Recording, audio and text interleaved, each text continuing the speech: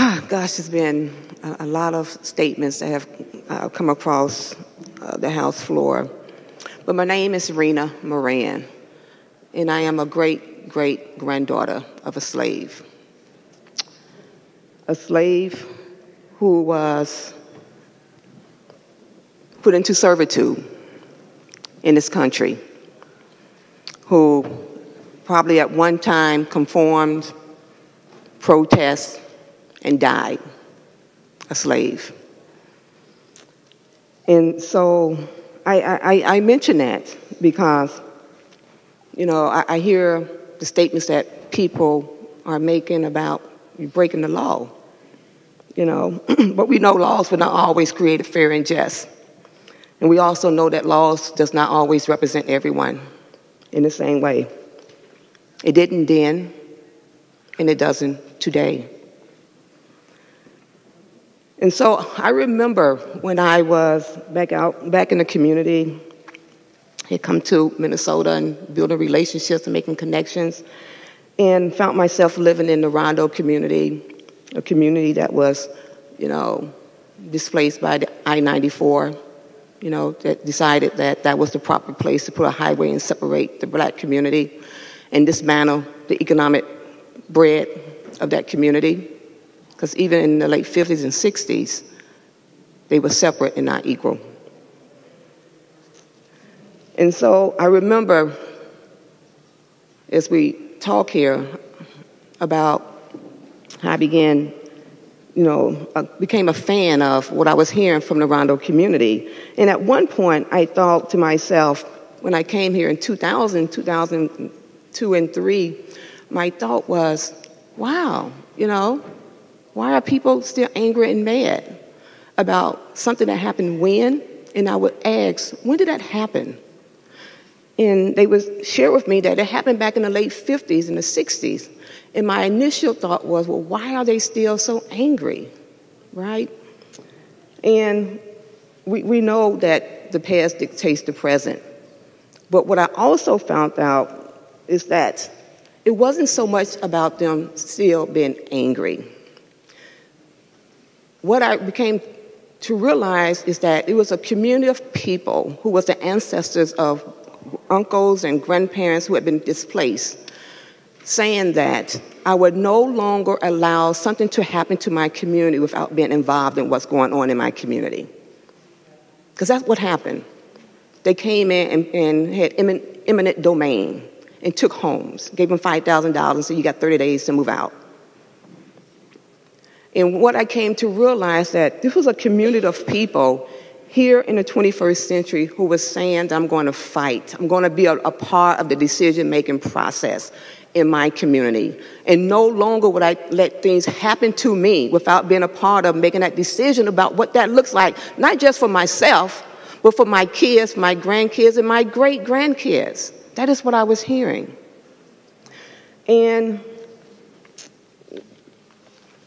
as a person organizing myself back in my community, about decisions, some of those things were some of the things we talk about now, the light rail, housing, and other issues that was impacting, a community like mine. And I remember organizing around those issues, and I would go to sometimes the city council, the mayor, come down here and try to educate people about the issues that are impacting myself and my community. And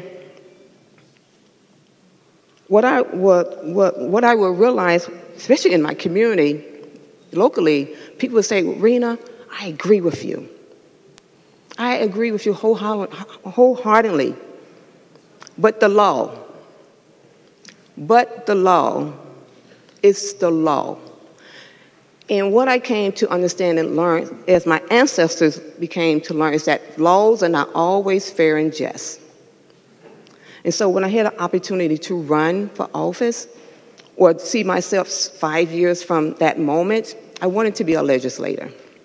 And I wanted to be a legislator because I wanted to be a part of creating laws and policies that create the practices that happen back in our community that would be fair, that would be just, that would be about all of us.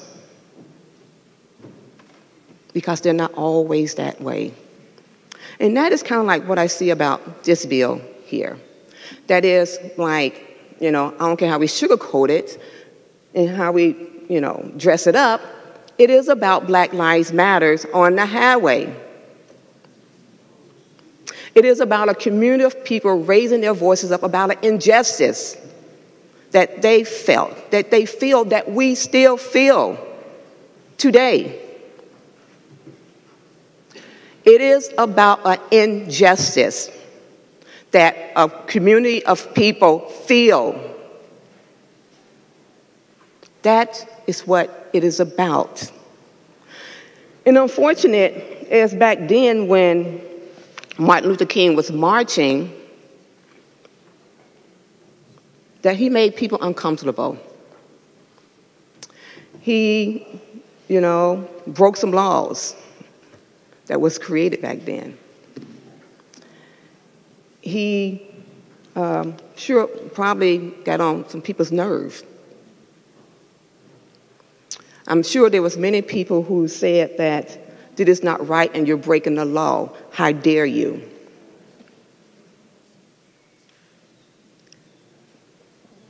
That happened then because laws and policies that create practices are not always fair and just and equal for all of us, even today. That we are not all in a place where we're all treated the same. And maybe back in your district in the rural community, you don't realize that because I know in some of your rural communities, there is no diversity, which is what I was told by some. Everyone looks just like you.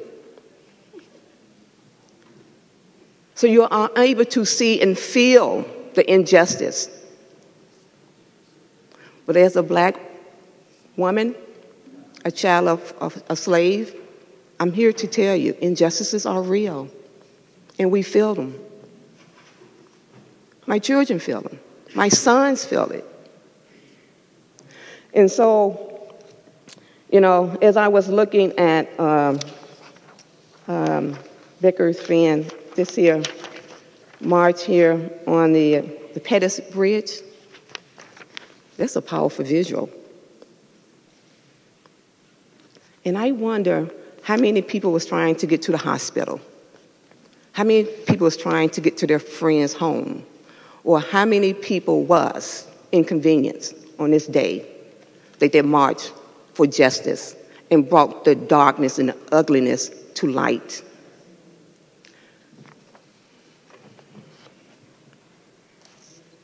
I'm sure there was many,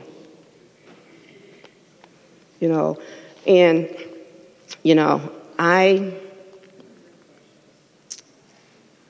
didn't march on the highway or go to the airport. And I know there were some people who felt inconvenience.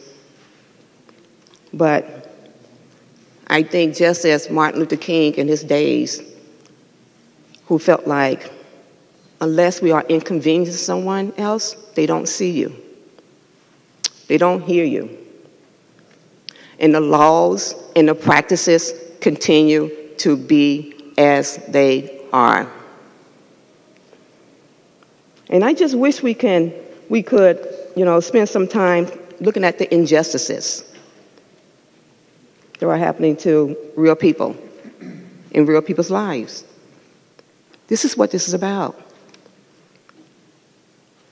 We talk about public safety. I don't sit on a public safety committee, but I did hear that not one police officer or county attorney or no one else came to testify and said that this is what they want. Because you know what? People want to believe that those protesters went out into the highway and was putting the other people's lives in danger, or maybe their own lives in danger. And I don't believe that any one person will step onto the highway and commit suicide. They're smarter than that. They get cars to slow down the traffic, And most importantly is that they believed in the police. They believed in the police to do the work that they're called to do, to keep people safe. And the police showed up and they did that. They stopped the traffic. They did what they are called to do. And they knew that. So it's hard for me to believe my colleagues on the other side when you say this really is about public safety. And it's hard for me to believe that because you had a fireworks bill that came through that committee. And the police showed up. Many other people showed up in opposition and said, this is about public safety. And you ignored it all. You ignored it. But you want me to believe that this bill that about protesters is about public safety when not one police officer testified on behalf of it. I know there's a lot I don't understand, but I do not understand that.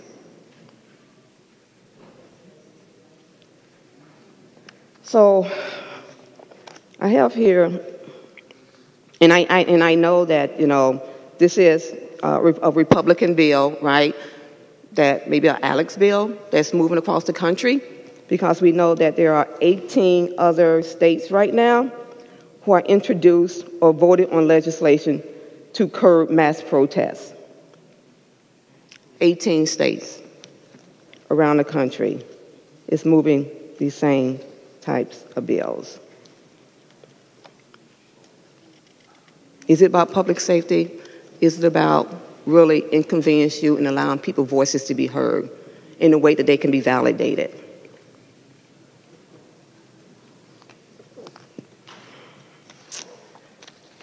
So I want to read this little paragraph here from Representative Dean, piece that he sent out. And this is from the letter from Birmingham.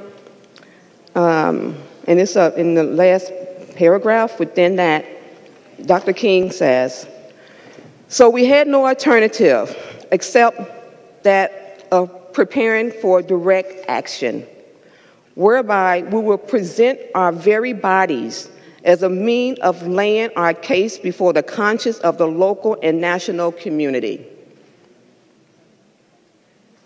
And he meant literally, because they were beat. He literally meant that. And so when you have a group of people who fathers and sons and brothers have had encounters where they feel injustice that has happened to them, that the trauma that comes from that, the toxic stress that comes from that, the little girl and the little boy who has to go to school and pretend as if nothing has happened to her father, her uncle, her brother, and life goes on as if nothing has happened, that is an injustice for a group of people who wants to be validated. They are real people. They are uncles, dads, brothers. And so I stand and want to thank Representative Becker-Finn for bringing this amendment forward, because according to Representative Zerwas, I met with him and Representative Lomer early in the process when they dropped these bills, because I wanted to try to better understand them,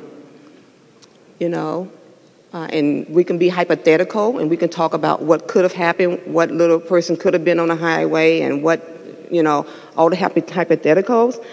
And, I heard Zerwas, his story changed a little bit with the death, that he didn't share with me. But I understand people are inconvenienced. But that happens every single day in the life of a person that looks like me. Every single day. Some type of way. If it's not me, it is someone in my family, a child, a neighbor. We are inconvenienced. We are inconvenienced.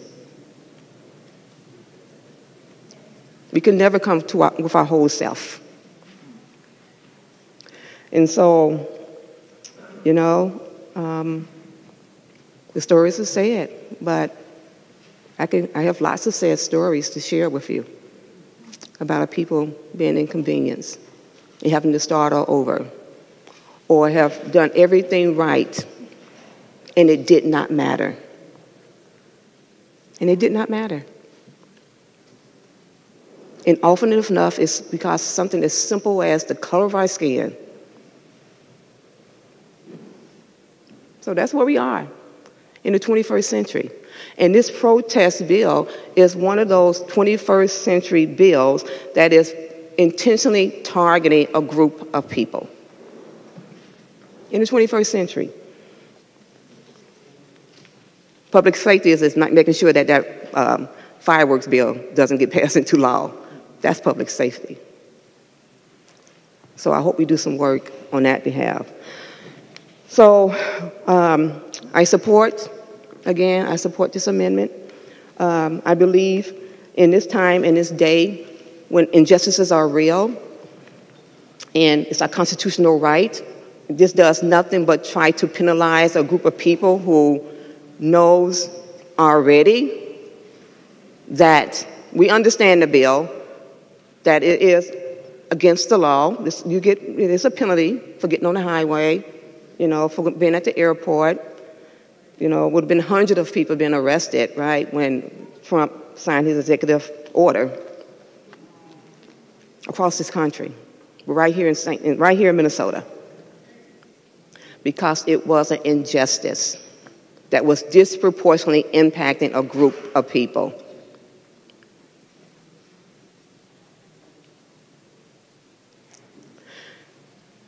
And so